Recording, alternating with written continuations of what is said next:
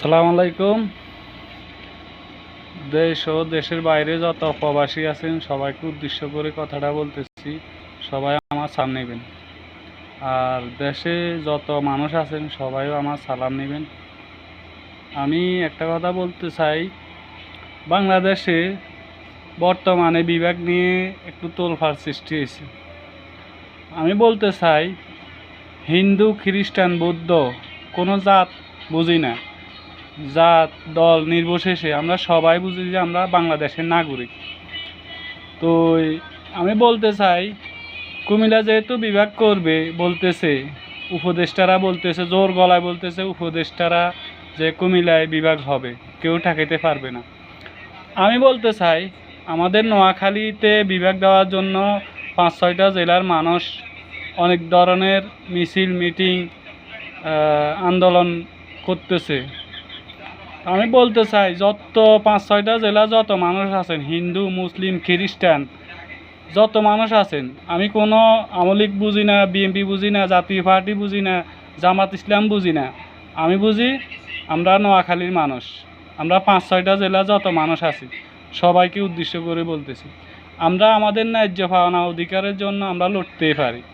তো সবাইকে বলবো, প্রত্যেকটা জায়গা থেকে প্রত্যেকটা লোক, এই যে মনে করেন লক্ষ্মীপুর, ফেনী, নোয়াখালী, ভোলা, বরিশাল, ফরিদপুর, এই যে 5-6টা জেলা, প্রত্যেকটা জায়গার থেকে প্রত্যেকটা লোক আপনারা আওয়াজ তোলেন।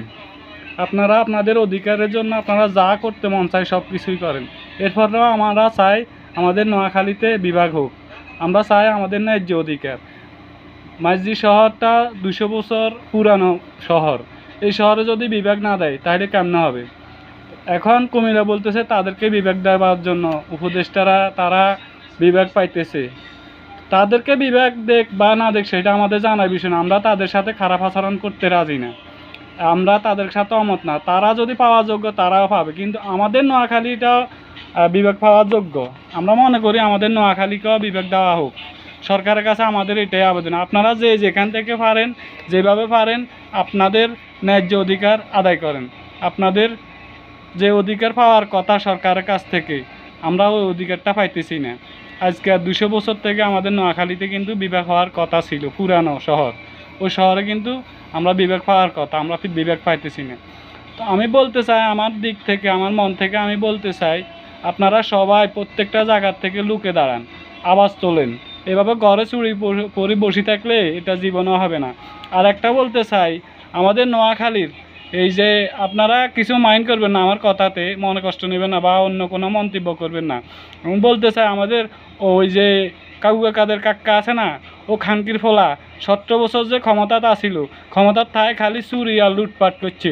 ও মাগির ফোলারে যদি পাইতাম জুতা দিয়ে কয়টা বাড়িয়ে দিতাম। খানকির ফোলা থাইয়া নোয়াখালীর ইচ্ছা করলে স্বর্ণের মতো বানাইতে একটু।